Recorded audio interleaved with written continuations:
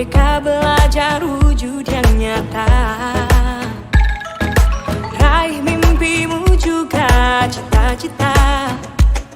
Generasi emas Indonesia. Profil pelajar Pancasila tanamkan di dalam dada. Profil pelajar Pancasila cerdas berkarakter itu kita.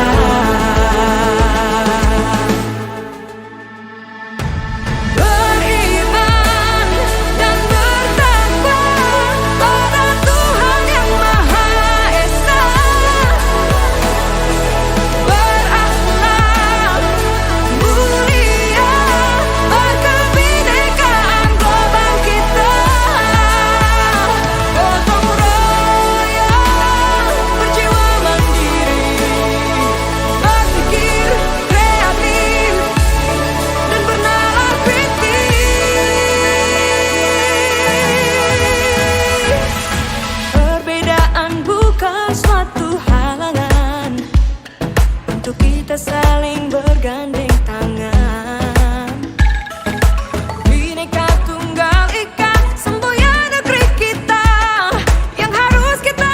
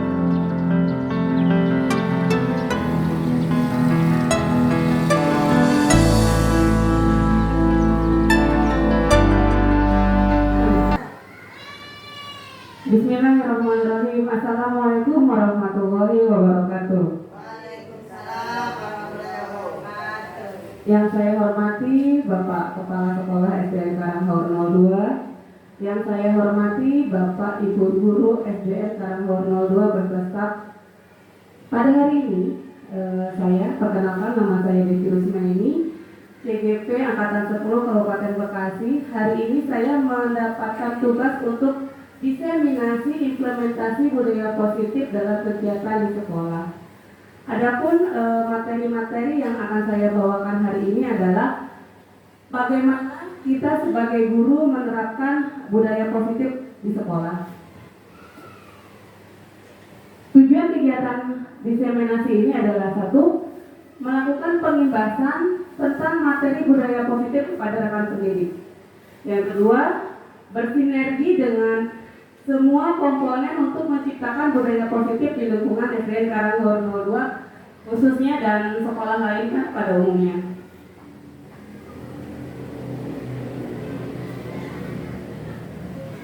Penerapan budaya positif di sekolah.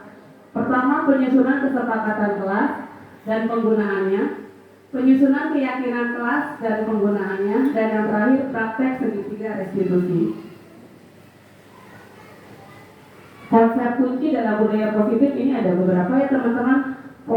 Konsep kunci dalam budaya positif meliputi perubahan paradigma belajar, disiplin positif, motivasi perilaku manusia, kebutuhan dasar, posisi kontrol, restitusi, kesepakatan dan keyakinan kelas, dan yang terakhir segitiga restitusi. Budaya positif, apa itu budaya positif? Budaya positif di sekolah ialah nilai-nilai keyakinan dan kebiasaan-kebiasaan di sekolah yang berpihak kepada murid, agar murid dapat berkembang menjadi pribadi yang kritis, penuh hormat, dan bertanggung jawab. Kita mulai masuk dalam konsep yang pertama, pemikiran Ki Hajar Dewantara dalam paradigma pendidikan. Seperti kita tahu, semboyannya Ki Hajar Dewantara adalah Ing Ngarso Sungkulodo, Ing Madyo Mangunkarso, Tuturi Handayani. Di mana pendidik itu ketika berada di depan sebagai teladan, ketika di tengah sebagai pemberi motivasi, dan yang ketiga Tuturi Handayani ketika di belakang kita menjadikan motivator. Pendidikan yang holistik meliputi rasio olah rasa, olah jiwa, dan olahraga.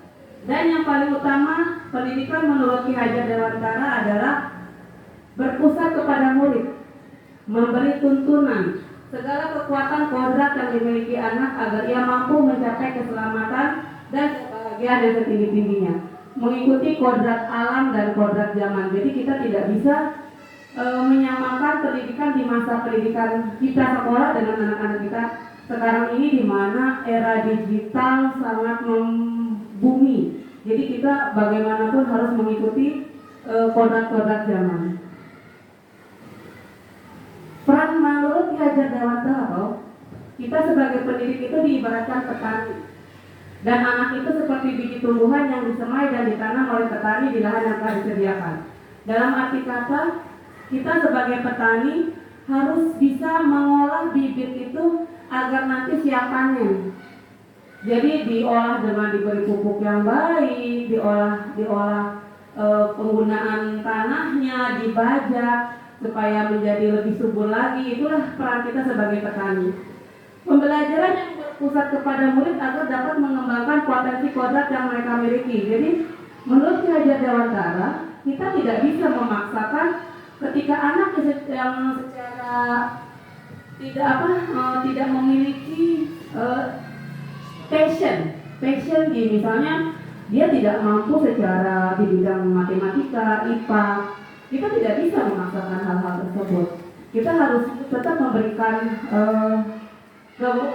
kebebasan atau untuk menentukan sesuai dengan minat dan bakatnya.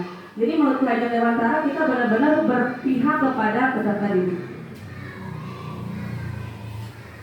Selanjutnya kita masuk ke 3 motivasi perilaku manusia.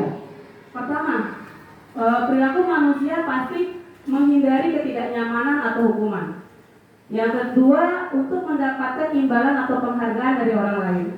Dan yang ketiga, untuk menjadi orang yang mereka inginkan dan menghargai diri sendiri dengan nilai-nilai yang mereka percaya. Pertama, saya baru tahu ketika kemarin saya belajar di modul 1.4, reward and punishment itu ternyata tidak efektif, teman-teman.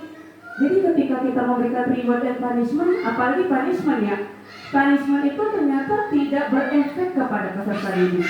Jadi misalnya ada anak terlambat, kita memberi hukuman lari, ternyata tidak efektif, teman-teman. Termasuk juga reward misalnya kepada anak yang yang rajin ya, yang pintar, dikasih bintang, ternyata itu malah mematikan kreativitas dia. Jadi ketika kita tidak memberikan penghargaan seperti itu, kreativitasnya menjadi terhambat. Dia hanya ingin mendapatkan imbalan, dia hanya ingin mendapatkan penghargaan. Jadi reward and punishment itu ternyata tidak. Ini untuk yang punishment, ini untuk yang reward ternyata tidak berefek kepada peserta didik. Tapi bagaimana kita menjadi orang yang mereka inginkan, menghargai diri sendiri. Saya kalau telat bukan karena takut dihukum, tapi nanti saya ketinggalan pelajaran. Saya datang pagi bukan karena saya pengen diberi penghargaan sama bu guru, tapi saya ingin mendapatkan pembelajaran di awal. Seperti itu teman-teman. Selanjutnya, 5 kebutuhan dasar manusia. Setiap manusia pasti memiliki 5 kebutuhan dasar ini. Pertama, kebutuhan bertahan hidup atau survival. Dalam kebutuhan yang bersifat fisiologis, bertahan hidup misalnya kesehatan, rumah, makanan. Yang kedua, kebutuhan untuk disayangi dan diterima. Adalah kebutuhan psikologis, meliputi kebutuhan akan hubungan dan koneksi sosial. Kebutuhan untuk memberi, menerima kasih sayang, dan kebutuhan untuk merasa menjadi bagian dari suatu kelompok.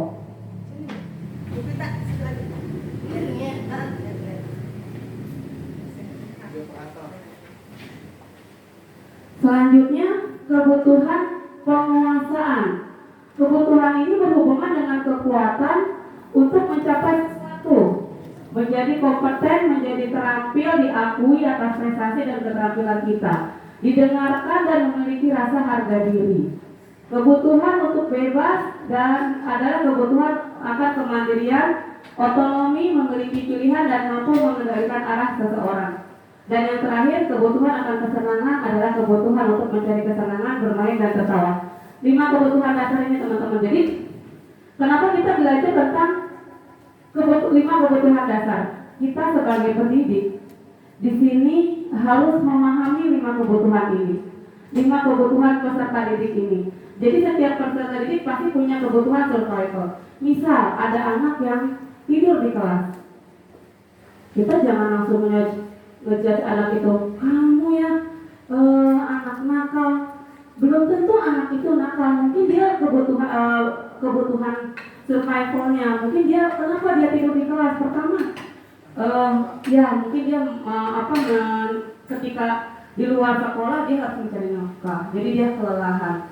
Jadi kita sebagai pendidik jangan langsung menjudge anak itu nakal, anak itu kenapa. Kita harus tahu nih 5 kebutuhan dasar manusianya.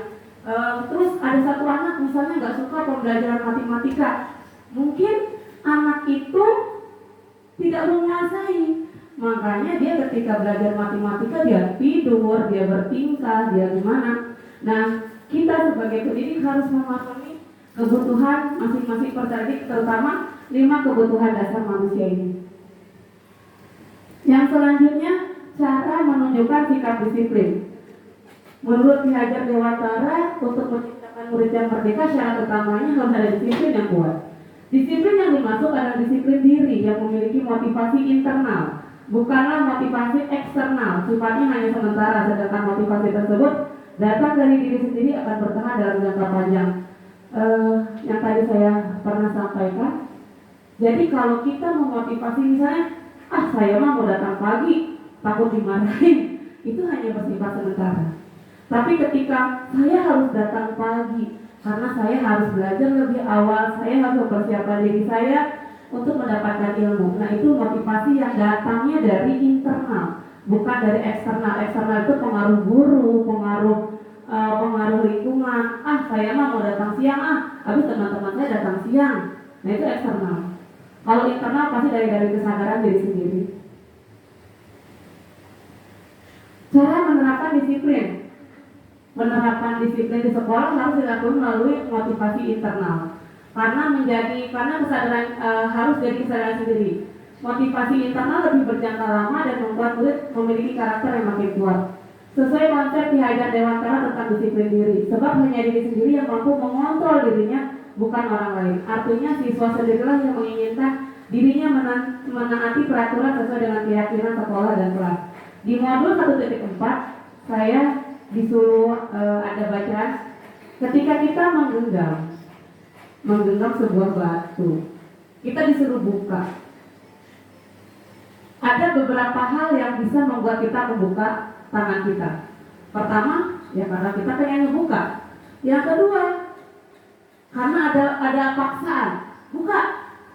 Tapi kalau kita nggak pengen buka, nggak akan kita buka. Artinya, kesadaran itu harus dari diri sendiri, harus dari internal, tidak ada paksaan. Kalau saya nggak mau buka tangan, ya nggak mau. Tapi ketika kita sadar, kita buka tangan kita, genggam kita, karena ada rasa kontrol dari diri kita sendiri. Nah, ini miskonsepsi yang ada di lingkungan tentang teori kontrol. Nah, tadi saya bilang tentang bagaimana kita mengontrol diri sendiri. Ilusi guru mengontrol murid. Artinya ilusi ini bayangan atau yang bukan menjadi kenyataan bahwa guru harus mengontrol murid. Tidak seperti itu. Ilusi bahwa semua penguatan positif dapat efektif dan bermanfaat. Ilusi bahwa kritik dan membuat orang merasa bersalah dapat menguatkan karakter. Ilusi bahwa orang dewasa memiliki hak memaksa. Ini adalah miskonsepsi atau kesalahan pemikiran-pemikiran tentang teori kontrol. Tidak bisa guru mengontrol murid tanpa adanya kesadaran dari dalam diri murid itu sendiri. Kamu harus rajin belajar. Terus anak itu nggak mau belajar, karena memang dia tidak sadar pentingnya belajar. Jadi kita sebagai orang dewasa tidak memiliki hak untuk memaksa. Nah, ini teman-teman yang saya pelajari di modul 1.4. Posisi kontrol kita punya 5 sebagai penghukum, pembuat rasa bersalah, teman, pemantau, manajer. Jujur, sebelum saya masuk dalam program guru penggerak, posisi saya ada di penghukum dan pembuat rasa bersalah. Mungkin kadang-kadang saya di tengah, tapi saya tidak pernah tahu ini posisi pemantau dan manajer. Saya ada di 3 kontrol itu, sebagai penghukum, sebagai pembuat rasa bersalah, dan sebagai teman. Kita jabarkan dulu posisi kontrol guru sebagai penghukum. Penghukum itu nada suara pasti tinggi, menghardik, memberikan hukuman.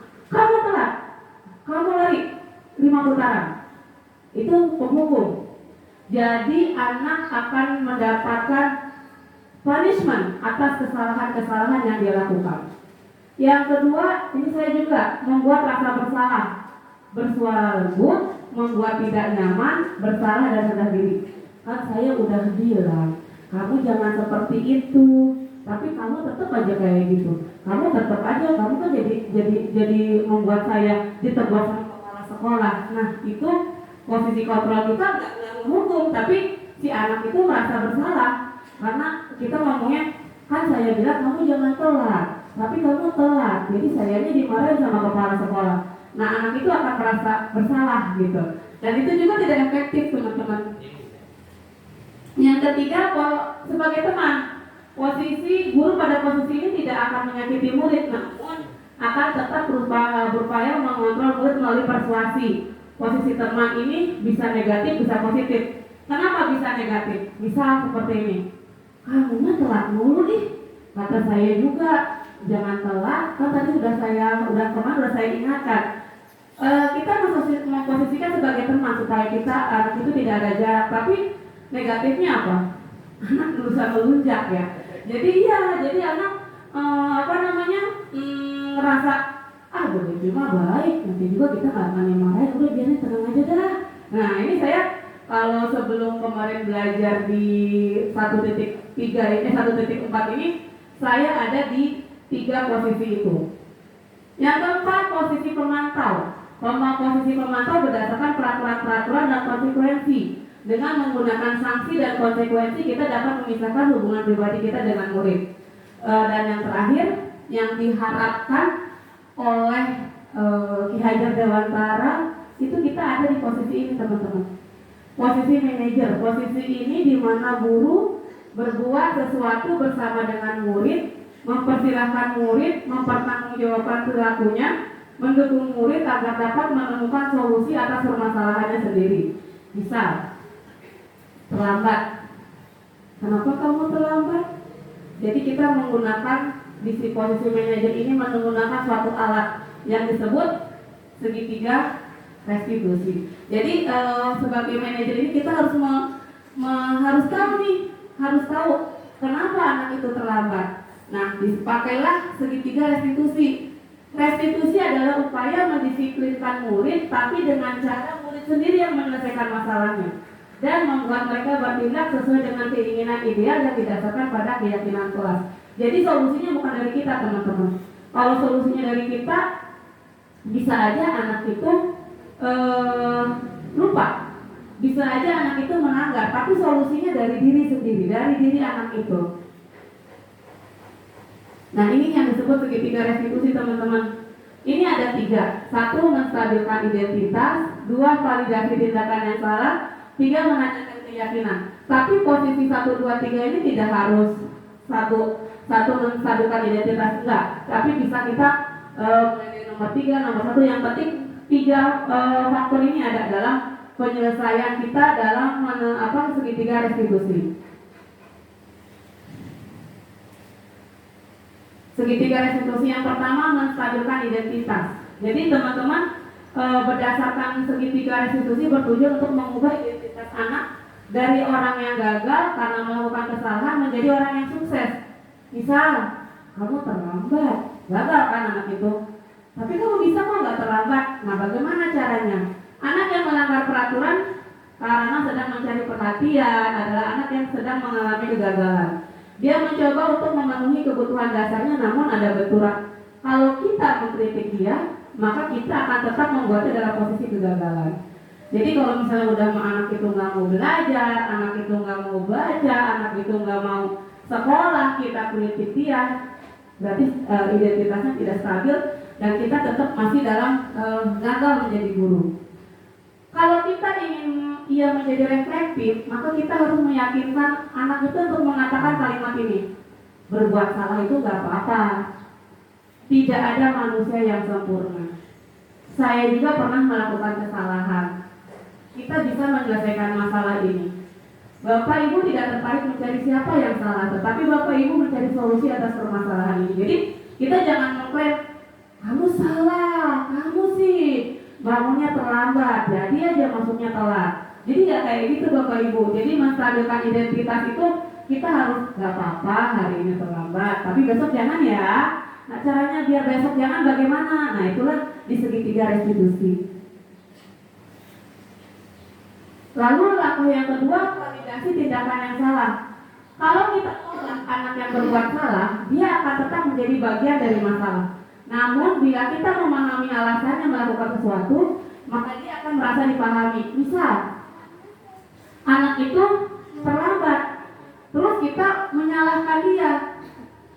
Kita harus tahu terlambatnya kenapa. Misalnya, Pak, Bu, saya terlambat karena tidak ada kendaraan.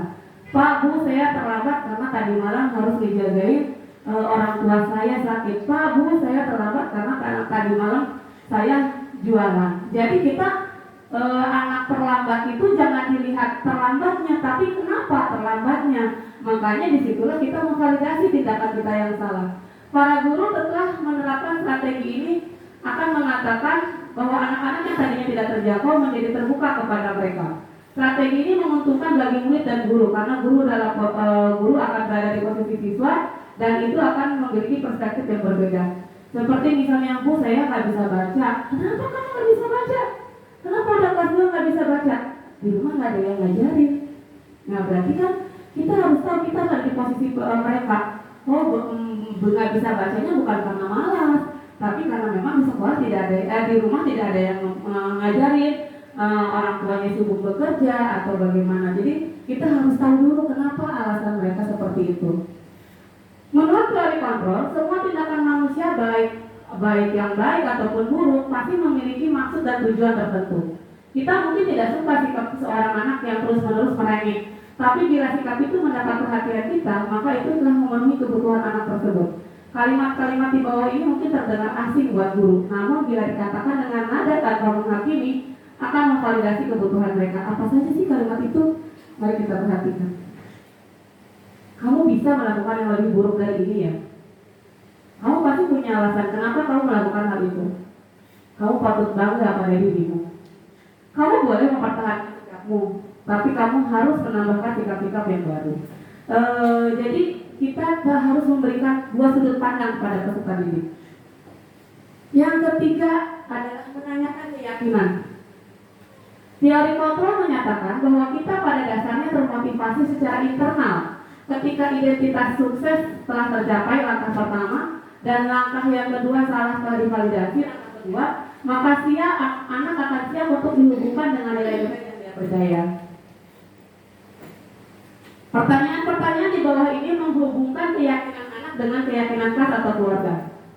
Apa yang kita percaya sebagai kelas atau keluarga? Apa nilai-nilai umum yang telah kita sepakati? Apa bayangan kita tentang kelas yang ideal?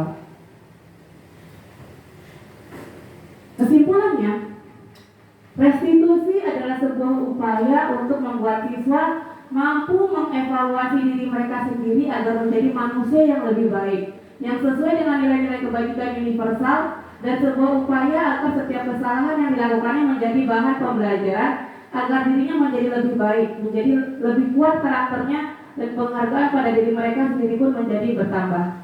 Kita perhatikan materi yang selanjutnya. Teman-teman mungkin sudah sudah bikin ya kesepakatan kelas dan penggunaannya. Kemarin saya sudah ngobrol sama Nung, kesepakatan dan keyakinan kelas itu adalah dua hal yang hampir sama. Hampir sama, mungkin hanya penggunaan kalimatnya saja yang berbeda. Apa itu kesepakatan kelas? Kesepakatan kelas adalah pernyataan tujuan bersama dan standar berlaku antara guru, siswa dan guru dalam lingkungan kelas. Kesepakatan ini menetapkan harapan untuk semua orang di kelas dan mendorong rasa saling menghormati, kerjasama, dan keamanan. Manfaat memiliki perjanjian kelas bermanfaat bagi guru dan siswa karena menetapkan standar perilaku anak yang diharapkan. Selain itu, ketika kedua belah pihak memahami dan menyetujui parameter perilaku dan harapan, mereka akan tercipta dasar dan yang kuat untuk pembelajaran efektif. Kemarin saya coba nih kelas 2.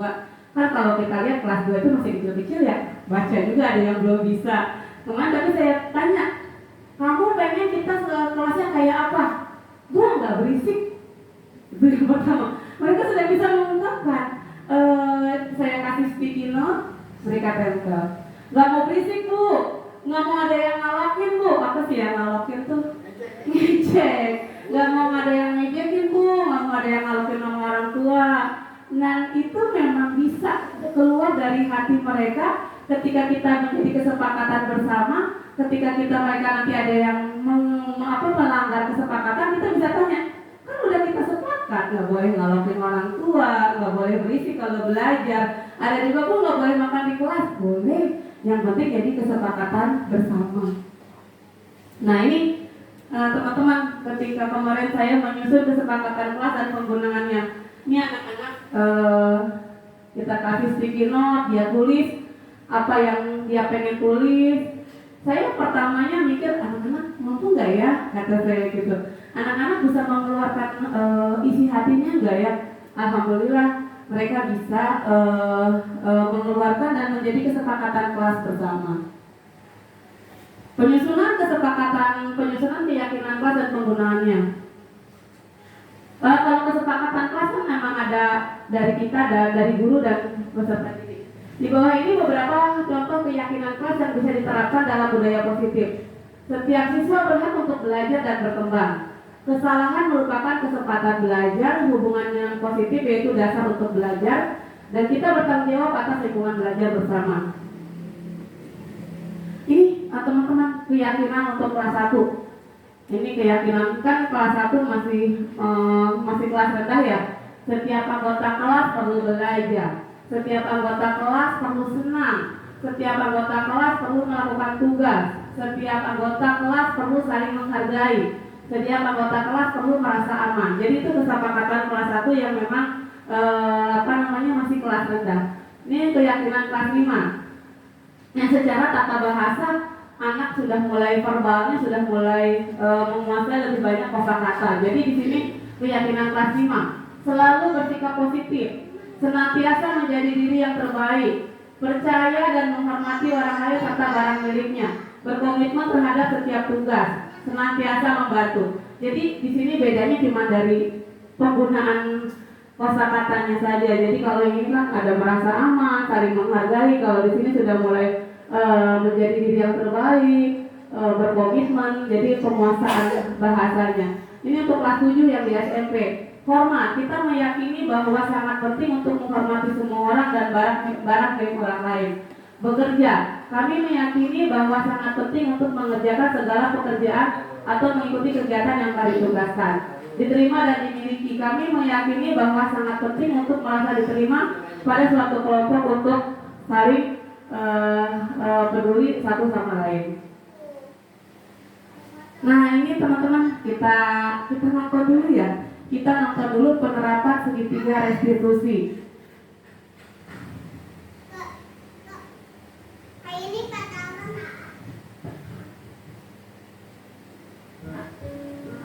Teman-teman,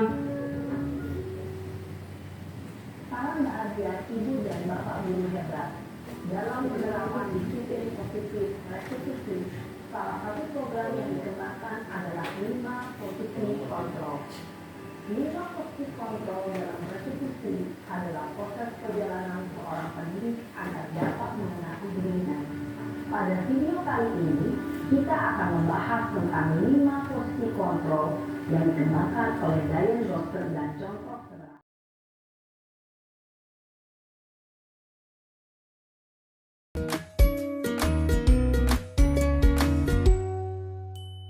Salam bahagia Ibu dan Bapak guru hebat. Dalam penerapan disiplin positif restitusi, salah satu program yang dikembangkan adalah 5 posisi kontrol. 5 posisi kontrol dalam restitusi adalah proses perjalanan seorang pendidik agar dapat mengenali dirinya. Pada video kali ini, kita akan membahas tentang 5 posisi kontrol yang dikembangkan oleh Diane Gosden dan contoh penerapannya.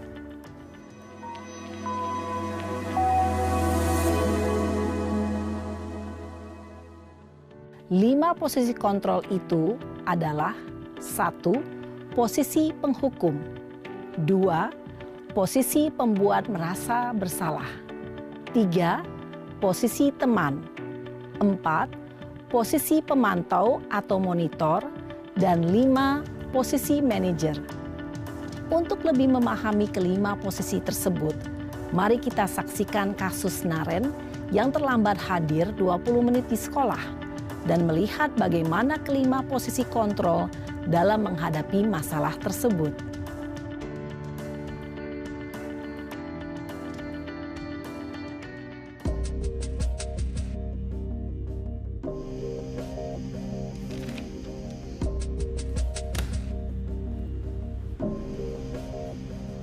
Naren! Sini kamu! Selamat pagi, Bu. Selalu terlambat. Kamu deh, pasti terlambat. Maaf, Bu. Saya... Apa? Apa coba? Alasan kamu apa lagi? Kapan sih kamu tidak terlambat? Malas sekali ya kamu jadi anak. Saya... Dasar pemalas. Gak kapok-kapok sih kamu. Sudah berapa kali terlambat? Sana. Kamu keliling lapangan basket 2 kali. Kenapa saya harus keliling lapangan basket, Bu? Kenapa? Kamu mau lawan ibu? Berani-beraninya jawab. Sudah terlambat, masih berani jawab pula. Sekarang, keliling lapangan basket 5 kali sekalian. Biar kapok. Cepat. Pergi sana ke lapangan basket. Posisi penghukum biasanya berbicara dengan nada tinggi, menghardik, menunjuk-nunjuk, menyakiti, dan menyindir. Hukuman bisa berupa fisik maupun psikis. Ibu dan Bapak guru hebat, dampak yang terjadi pada murid ketika guru berada pada posisi penghukum adalah murid cenderung akan memberontak, bahkan menyimpan dendam.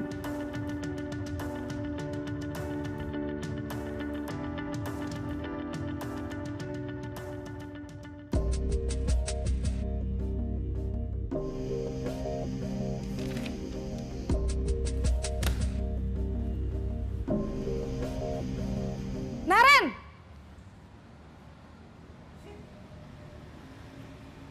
Selamat pagi, Bu. Naren. Kamu kenapa terlambat lagi, Nak? Ya Tuhan, Naren. Kamu senang ya bikin ibu susah ya? Kalau kamu terlambat lagi, nanti ibu yang ditegur Bapak Kepala Sekolah, Nak. Disangka ibu tidak bisa membina kamu. Duh, gimana ini? Maaf, Bu. Duh, Gusti Naren. Kamu suka ya kalau ibu ditegur Bapak Kepala Sekolah? Terus, sekarang ibu harus tulis apa ini di buku absen? Ini kamu sudah sering terlambat loh. Ibu harus apa coba? Maaf, Bu. Maaf sekali. Ya sudah, lain kali jangan bikin ibu susah lagi ya, Nak ya. Ibu tidak akan kuat lagi kalau kamu begini terus. Bisa jantungan kalau ibu ditegur Bapak Kepala Sekolah. Sana cepat ke kelas. Maaf ya, Bu. Maaf sekali.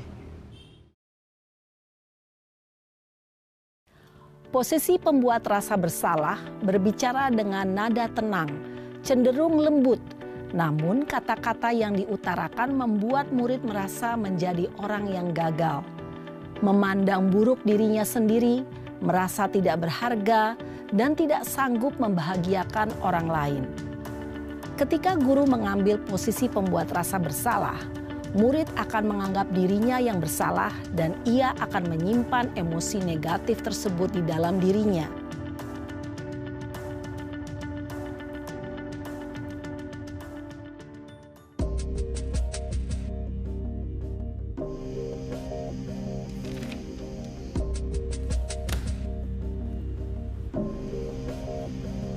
Naren!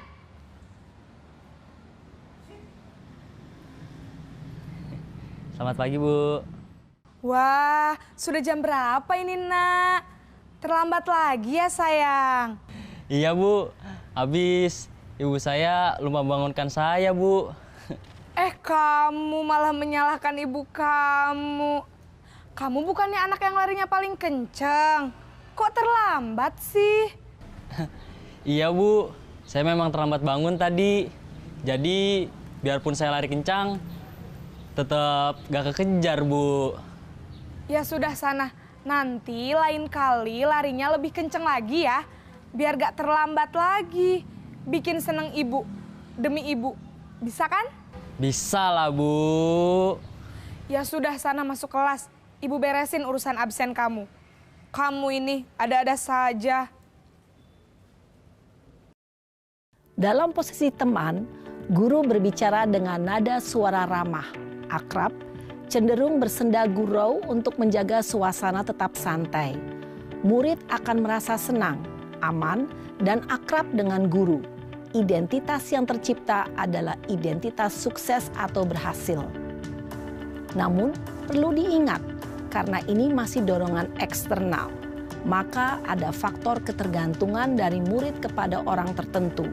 Di sini guru absennya, sehingga di lain waktu murid bisa berperilaku baik, namun hanya kepada orang-orang tertentu saja.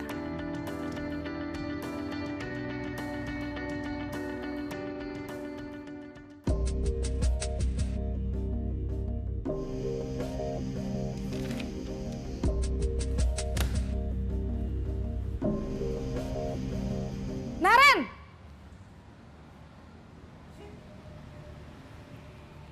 Selamat pagi, Bu. Naren, apa peraturan sekolah kita tentang jam berapa kita harus masuk sekolah, Nak?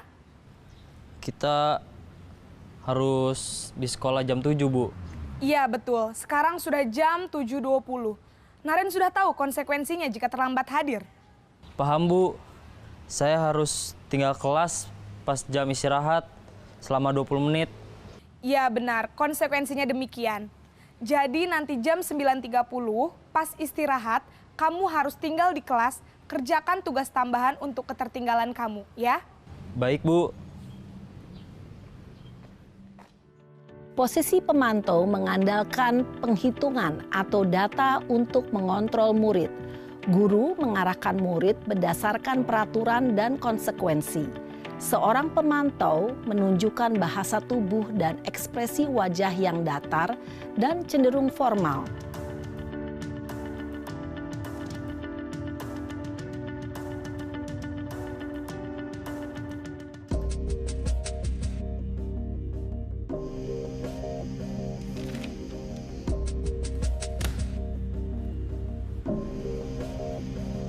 Naren!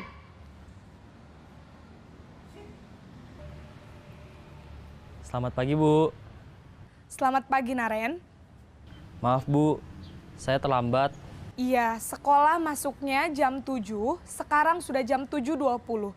Jadi sekarang bagaimana ini, Naren? Maaf, Bu. Saya lupa setel alarm saya semalam. Baiklah, menurut kamu, keyakinan sekolah yang mana yang perlu kamu tingkatkan? Menghargai diri sendiri dan orang lain mungkin ya, Bu. Setuju. Jadi, apakah Naren meyakini prinsip saling menghormati tersebut? Iya, Bu. Saya meyakininya. Apakah Naren bersedia memperbaiki masalah keterlambatan ini? Bersedia, Bu. Bagaimana kamu akan perbaiki masalah keterlambatan ini? Saya akan coba untuk tidak lupa menyetel alarm saya, Bu. Baik, kalau Naren lupa menyetel alarm di rumah, ada orang yang kira-kira bisa bantu mengingatkan tidak? Ada Bu, kakak saya, Kak Ema. Ada lagi selain Kak Ema? Selain Kak Ema, ada ibu saya. Baik, jadi yang mengingatkan Naren adalah Kak Ema dan ibu kamu ya? Kira-kira akan mulai setel alarm kapan nih Naren? Setelah pulang sekolah, akan segera saya lakukan. Baik, jadi Naren akan setel alarm untuk bangun besok pagi dan akan diingatkan oleh kakak dan ibunda Naren ya. Ada lagi yang mungkin perlu dilakukan Naren agar tidak terlambat bangun lagi? Tidak ada Bu. Baik Naren, terima kasih untuk kerjasama kamu. Sekarang kamu perlu kembali ke kelas untuk belajar. Baik Bu, terima kasih.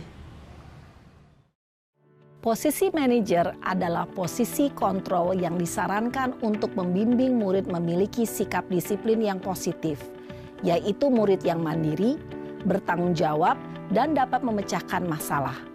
Tujuan dari posisi ini adalah agar murid dapat berefleksi atas tindakannya. Guru akan dengan tulus memberikan pertanyaan-pertanyaan bermakna, sehingga membuat murid dapat belajar dari kesalahannya dan mencari sebuah solusi untuk menyelesaikannya. Ibu dan bapak guru hebat, setelah mengamati adegan kelima posisi kontrol tadi, kira-kira posisi mana yang paling ideal? Posisi mana yang dapat menunjang motivasi intrinsik murid? Ya, tentu posisi manajer. Posisi ini memang posisi ideal yang ingin dituju setiap pendidik. Pada posisi inilah, guru dapat menerapkan disiplin positif yang berpihak pada murid, yang memerdekakan murid. Perjalanan seorang pendidik tentunya tidak mudah untuk sampai pada posisi seorang manajer. Namun, tujuan kita pasti, yaitu menciptakan murid-murid yang mandiri, merdeka, dan bertanggung jawab. Semoga penggambaran 5 posisi kontrol yang telah diperlihatkan ini dapat menjadi ajang refleksi bagi kita semua, agar dapat terus mengasah dan menerapkan disiplin positif yang memerdekakan murid. Mari terus berlatih dan bersemangat. Selamat menerapkan. Salam dan bahagia, Ibu dan Bapak Guru hebat.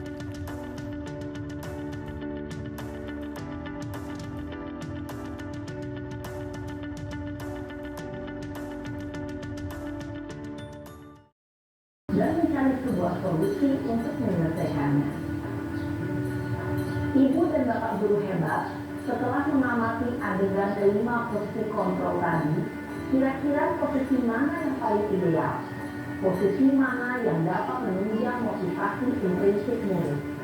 Ya, tentu posisi manajer.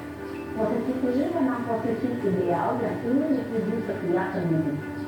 Pada posisi inilah, guru dapat menerapkan disiplin positif yang berpihak pada murid, yang memerdekakan murid. Perjalanan seorang pendidik tentunya tidak mudah untuk sampai pada posisi seorang manajer. Namun, tujuan kita pasti, yaitu menciptakan murid-murid yang mandiri, merdeka, dan bertanggung jawab.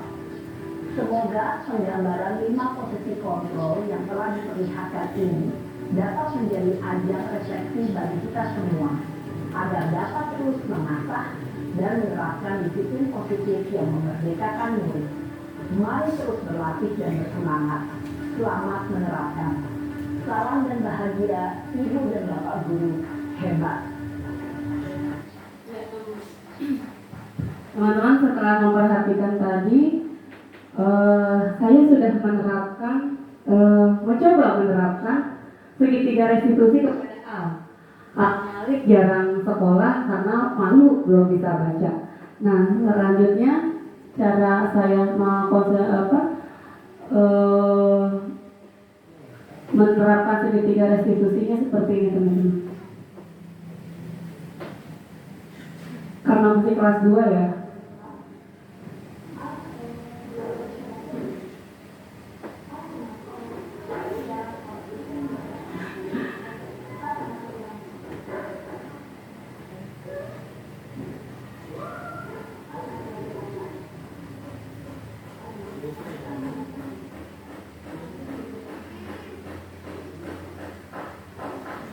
Jadi di situ teman-teman saya karena memang secara verbal belum bisa mengungkapkan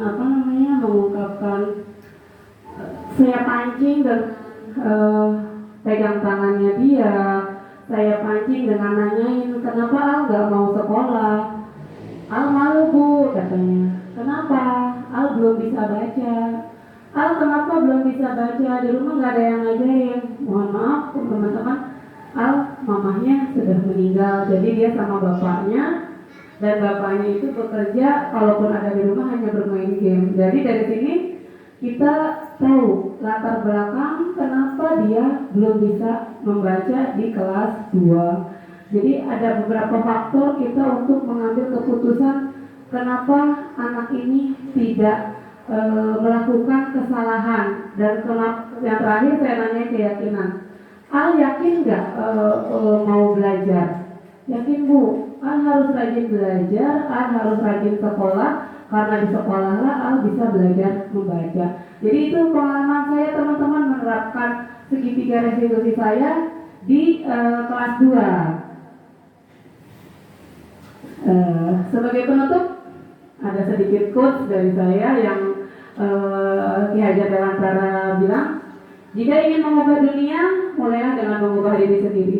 Kalau misalnya kita ingin mengubah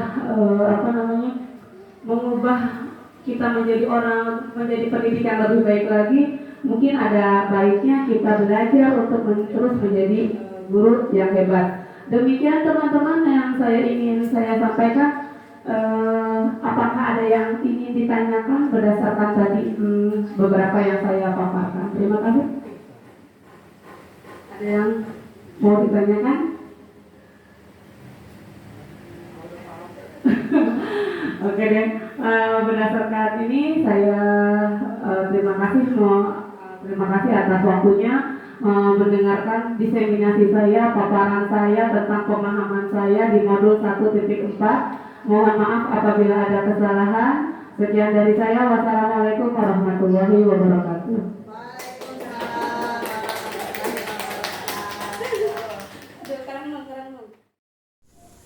Assalamualaikum warahmatullahi wabarakatuh. Perkenalkan, nama saya Mahfudin, teman dari Bude Pirus Maini SPD. Beliau merupakan seorang CGP angkatan 10. Setelah saya mengikuti diseminasi budaya positif, saya memahami bahwa murid diajak untuk mengenal kebutuhan diri sendiri maupun orang lain. Di sini penekanannya bukan kepada kemampuan konsekuensi, melainkan dapat berkolaborasi dengan murid, yaitu dengan cara bagaimana memperbaiki kesalahan yang ada pada segitiga restitusi.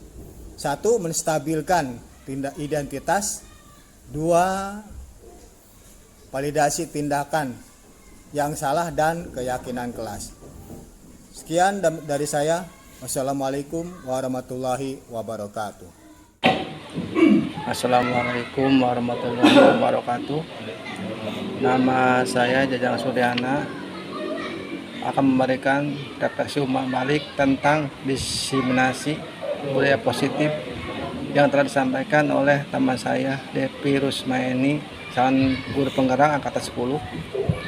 Dengan diseminasi tentang disiplin positif yang saya lebih memahami tugas saya sebagai pendidik untuk lebih baik dalam mendisiplinkan murid siswa, tidak lagi menggunakan hukuman fisik atau reward, tetapi lebih sebagai manajer dalam mendisiplinkan siswa sesuai dengan profil pelajar Pancasila, antara lain 1. Beriman dan takwa kepada Tuhan Yang Maha Esa dan berakhlak mulia.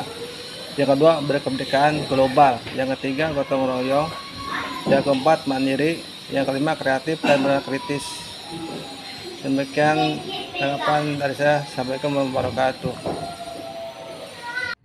Assalamualaikum warahmatullahi wabarakatuh. Nama saya Eti Rohaeti, akan memberikan refleksi umpan balik tentang diseminasi budaya positif yang telah disampaikan oleh rekan sejawat saya, Devi Rusmaini, CGP Angkatan 10. Dengan diseminasi tentang disiplin budaya positif, saya lebih memahami tugas saya sebagai pendidik untuk lebih baik dalam mendisiplinkan murid saya, tidak lagi menggunakan hukuman fisik atau reward, tetapi lebih sebagai manajer dalam mendisiplinkan siswa sesuai dengan profil pelajar Pancasila, yaitu satu, beriman kepada dan takwa kepada Tuhan Yang Maha Esa dan berakhlak mulia. Yang kedua, berkebinekaan global. Yang ketiga, gotong royong. Yang keempat, mandiri. Yang lima, kreatif. Yang keenam, bernarkistik. Sekian dari saya.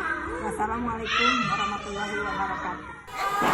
Assalamualaikum warahmatullahi wabarakatuh. Nama saya Dewi Marfuah, SPDSD. Saya rekan sejawat dari Devi Rusmaini, guru penggerak Angkatan 10. Dari hasil diseminasi tentang disiplin positif. Disiplin positif adalah menumbuhkan disiplin yang didorong dalam diri anak tanpa hukuman dan hadiah. Dengan penerapan disiplin, diharapkan anak berkembang menjadi seorang pribadi yang mampu membuat keputusan tepat. Karena pada dasarnya motivasi perilaku manusia didasarkan atas satu, untuk menghindari ketidaknyamanan atau hukuman. Kedua, untuk mendapatkan imbalan atau penghargaan dari orang lain. Dan ketiga, untuk menjadi orang yang mereka inginkan dan menghargai diri sendiri dengan nilai-nilai yang mereka percayai. Demikianlah dari saya ucapkan wassalamualaikum warahmatullahi wabarakatuh. Assalamualaikum warahmatullahi wabarakatuh. Saya Nurasia Jamil, rekan sejawat dari Bu Devi Rusmaini, CGP Angkatan 10. Setelah mendengar penjelasan atau diseminasi tentang budaya positif yang disampaikan oleh Bu Devi Rusmaini, saya jadi mengerti tentang bagaimana hukuman, penghargaan, bagaimana posisi kontrol seorang guru, dan cara menyelesaikan masalah dengan segitiga restitusi. Terima kasih. Assalamualaikum warahmatullahi wabarakatuh. Assalamualaikum warahmatullahi wabarakatuh. Saya Devi Talawiyah, rekan sejawat dari Bu Devi Rusmaini sebagai CBG Angkatan 10. Setelah saya mengikuti diskriminasi tentang budaya positif, saya memahami bahwa di posisi manajer, murid diajak untuk menganalisis kebutuhan diri maupun kebutuhan orang lain. Di sini penekanan bukan hanya kemampuan membuat konsekuensi, namun dapat berkolaborasi dengan murid. Bagaimana memperbaiki kesalahan yang ada dengan segitiga diskriminasi dengan cara menstabilkan identitas, validasi, tindakan masalah, dan keyakinan kelas. Sekian dari saya. Wassalamualaikum warahmatullahi wabarakatuh.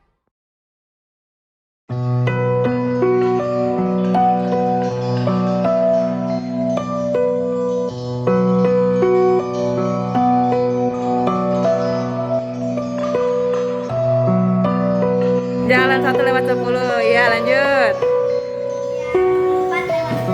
Oke lanjut.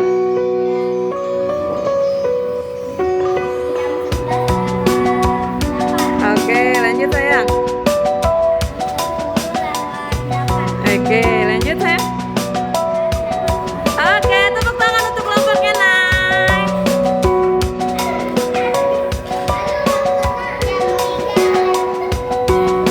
Pintar, lanjut sayang.